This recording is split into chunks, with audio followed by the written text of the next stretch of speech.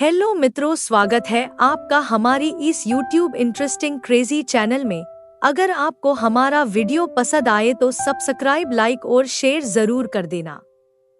कभी हार नहीं मानोगे।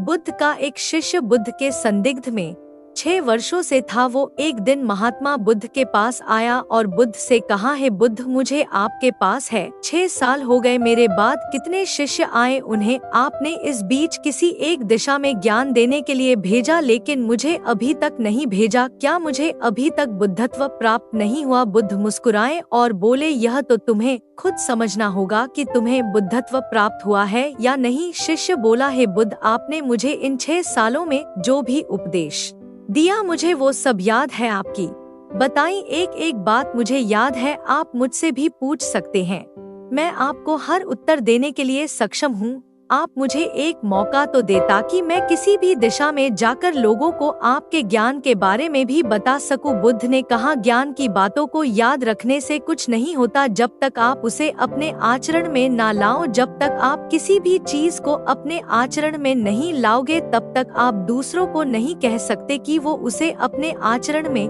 लेकर आए। शिष्य ने कहा, जो भी हो, कृपया आप मुझे एक मौका दे। आप मुझ पर भरोसा रखें, मैं सभी को अपने ज्ञान से प्रभावित कर सकता हूँ।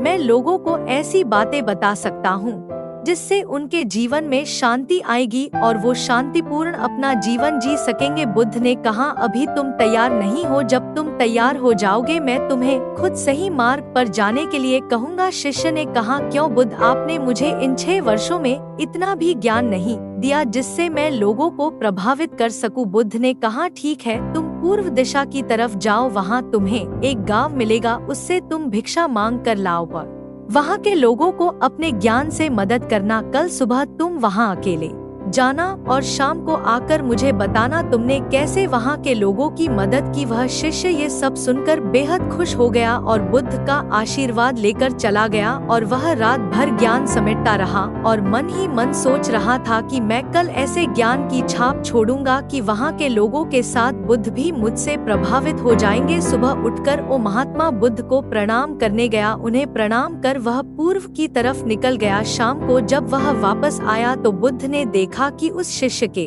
माथे पर चोट लगी है और खून बह रहा है। बुद्ध ने उसे पट्टी की और पूछा, तुम्हें यह चोट कैसे लगी? शिष्य ने कहा कि बुद्धि, वहाँ के लोग बेहद दुष्ट हैं, उन्हें जरा भी बुद्धि नहीं है। मैं उस गांव में भिक्षा लेने गया पर किसी ने मुझे भिक्षा नहीं दी, सब मुझे गालियां दे रहे थे। एक व्यक्ति ने तो मुझे भी भिक्षा तो दी लेकिन नीचे फेंक कर और कहा, इसे उठा लो। मैंने उन्हें काफी समझाया लेकिन वह मेरी बात सुनने को तैयार ही नहीं थे। उल्टा उन्होंने मेरे साथ हाथापाई की जिससे मुझे चोट लग गई है। बुद्धा, आप मुझे दूसरी जगह भेजे जहाँ के लोगों में बुद्धि हो, इस तरह ना हो। बुद्ध उसकी बात सुनकर मुस्कुराए और बोले कि अगर तुम्हें दूसरे गांव में भी ऐसे ही लोग मिले तब तुम क्या करोगे? शिष्य ने कहा, है बुद्ध, ऐसे लोगों को कोई ज्ञान नहीं दे सकता, वह लोग अज्ञानी हैं, उन्हें कौन समझाए? बुद्ध ने कहा, वह लोग अज्ञानी नहीं बल्कि ज्ञानी है, उनके पास बहुत बुद्धि है परंतु उनके पास खुद का ज्ञान है। अब अगर तुम किसी दूसरे के ज्ञान को चोट पहुंचाओगे तो वह कुछ तो कहेंगे ही, तुम्हें ऐसे लोग हर जगह मिलेंगे, तब तुम अपना ज्ञान उन्हें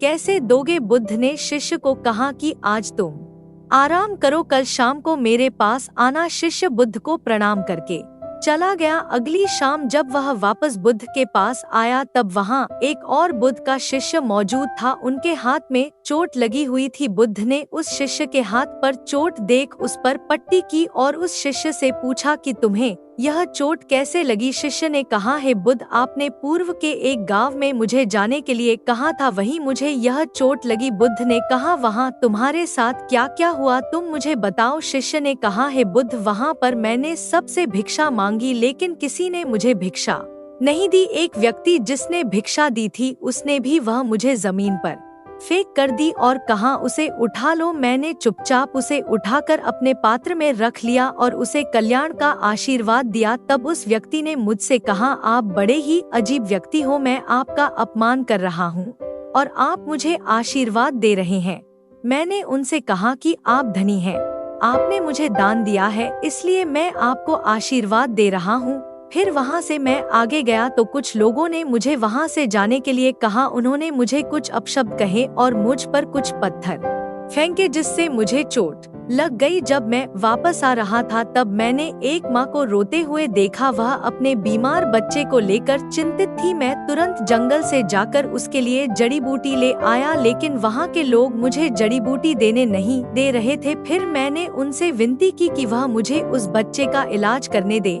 उसके बाद वो जैसा कहेंगे मैं ठीक वैसा ही करूँगा। फिर जिस व्यक्ति ने मुझे भिक्षा दी थी उसने गांव वालों को समझाया, तब उन्होंने मुझे उस बच्चे को जड़ी बूटी लगाने दी। उसके बाद वह बच्चा ठीक हो गया। फिर गांव वालों ने मुझसे अपने किए गए अभद्र व्यवहार के लिए क्षमा मांगी और मुझे धन्यवाद कहा। फिर मैं वहाँ से वापस आ गया है। बुद्ध, आपसे एक विनती है। उस गाँव के लोग बहुत भोले भाले और सीधे हैं।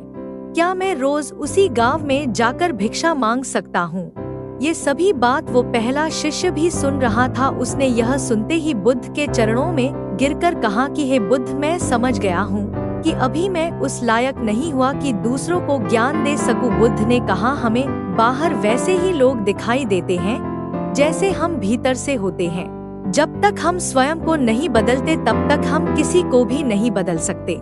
खुद में परिवर्तन करना बेहद जरूरी है। कोई भी बात बताने से पहले उसे आचरण में लाना बेहद जरूरी है, क्योंकि आचरण में लाई हुई चीज को बताना समझाना बहुत आसान होता है और उसे लोग बेहद आसानी से अच्छे से समझ पाते हैं। दोस्तों, आपने क्या सीखा इस पोस्ट से जरूर बताएं। दोस्तों, हम सभी को ऐसा लगता है कि हमने जो कुछ भी सीखा है वह हमको दूसरों को सिखाना चाहिए, लेकिन हम जाने अनजाने में दूसरों को सिखाने के चक्कर में हम कभी कभी गलत साबित हो जाते हैं।